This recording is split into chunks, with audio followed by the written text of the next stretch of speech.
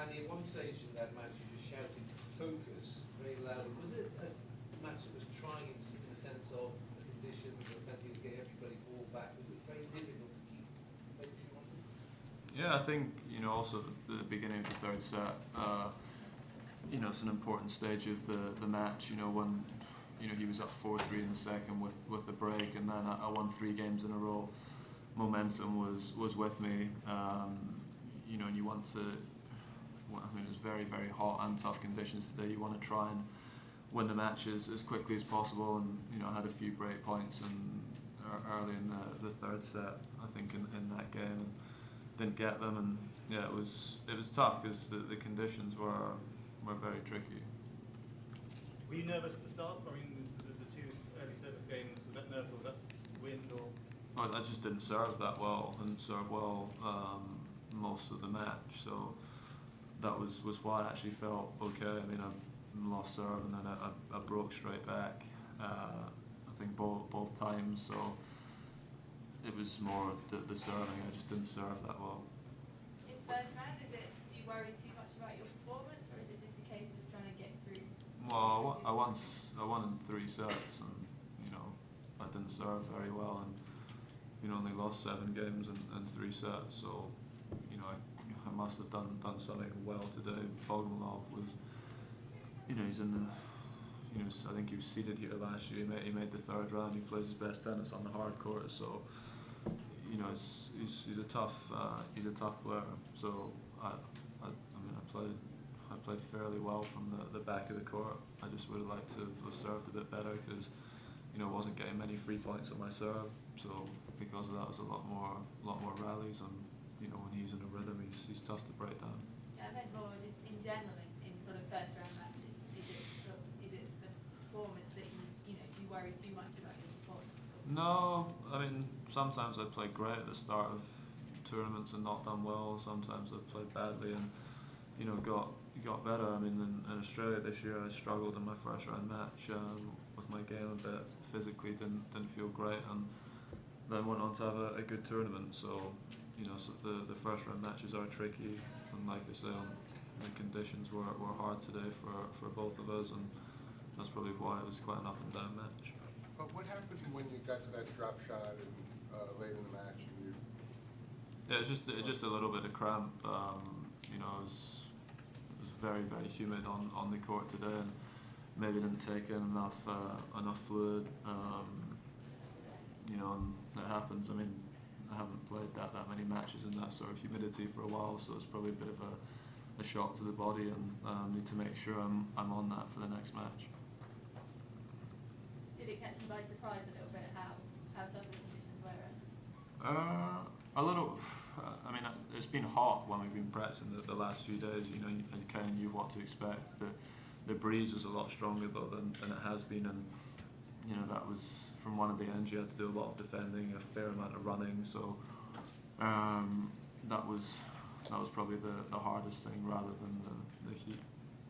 The court is so big, it doesn't get affected by wind, does it? Is that the windiest you've played in? No, actually, it's not.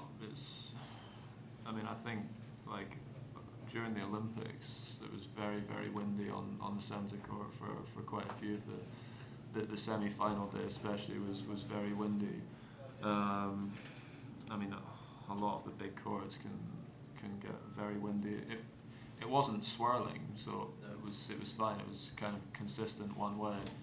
It's just quite challenging because, like I say, when you're playing down the far end, you need to you're trying to hit the ball flatter to get it through the wind, and then when you have the wind with you, you're trying to play with more spin, and therefore you're changing your strokes a little bit. So it can be tough to stay in a rhythm. Before the Olympics and Olympic legacy, for you it appears every time anybody mentions the word gold in cheer, is that something you're conscious of, that there is this perception of you now as somebody who has achieved something rather special? Well, I mean, I know personally that winning a gold medal at home Olympics is very rare. There's very few people that get the chance to do that. Yeah, it was a huge match for me. Yeah, have. I mean, the support I've had since the match and since the Wimbledon final has been excellent, and it helps when you're playing matches. And just after you won, you then went out and leaped up in a tremendous fist pump. Just what was going through your mind at the moment? What was that feeling?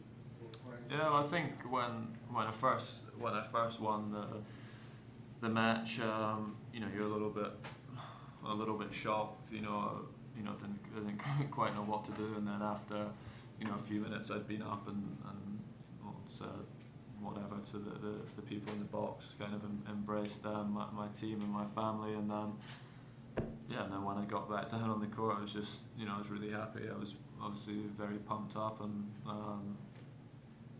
it's just a release of emotion.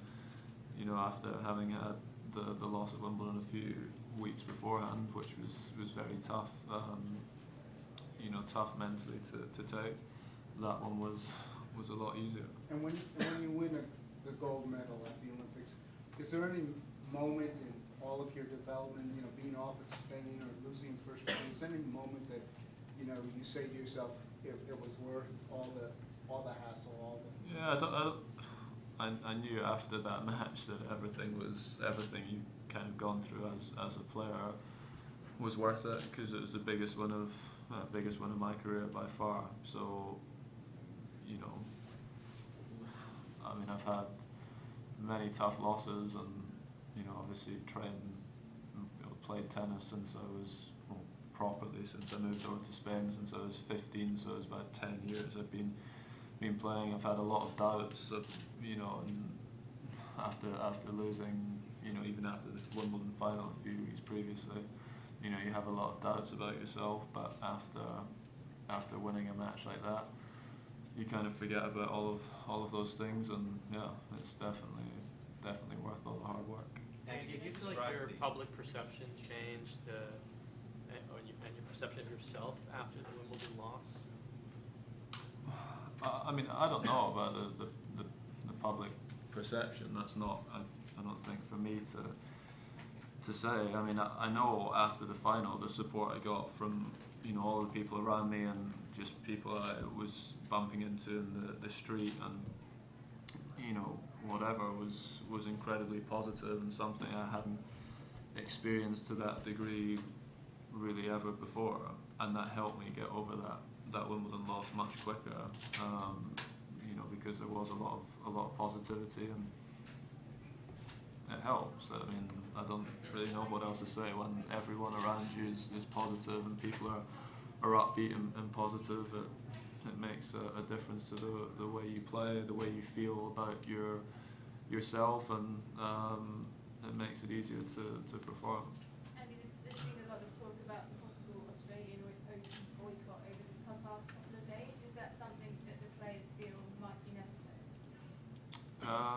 Yeah, I think it came, from the player meeting that we had on Friday. The player meeting wasn't as, I don't know the word, but when we went through the player meeting at the Aussie Open was pretty brutal. Everyone was speaking up. The whole tour is kind of together. They still are. And there has been some changes made with regards to the Grand Slam prize money. But yeah, I mean, majority of the players want to see a change in the Grand Slams, and who knows what's gonna happen. I mean, I hope it doesn't come down to that. I think that's bad for everybody, really. How Do you want questions? I have no idea. I mean, there's so many things that go into something like that with lawyers and forming unions and all sorts of different scenarios that will need to be kind of thought through first. I think it's right now it's a long way away, but I don't know how serious everybody is about it, and if in the next month or 2 months they get everything sorted and ready to go, then I'll have a better answer around that time. And could you just describes what's transpired, the weeks that have